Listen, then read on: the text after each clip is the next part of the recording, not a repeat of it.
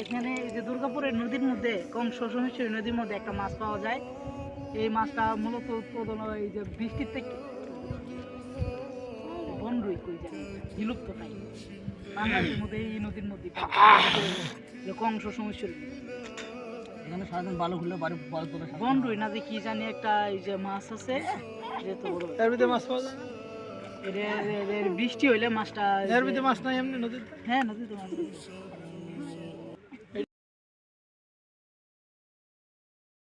এখানে এই যে দুর্গাপুরের নদীর মধ্যে কংস-সোমেশ্বরী নদীর মধ্যে একটা মাছ পাওয়া যায়। এই মাছটা মূলত উৎপাদন হয় এই যে বৃষ্টির থেকে। বনরুই কই যায় বিলুপ্ত নাই বাংলাদেশের মধ্যে এই নদীর মধ্যে কংস-সোমেশ্বরী এখানে সারাদিন বালু খুললে বাড়ি বড় তোলে বনরুই না যে কি জানি একটা এই যে মাছ আছে যেহেতু বড় এর ভিতরে মাছ পাওয়া যায় এর বৃষ্টি হইলে মাছটা এর ভিতরে মাছ নাই এমনি নদীতে হ্যাঁ নদীতে মাছ আছে।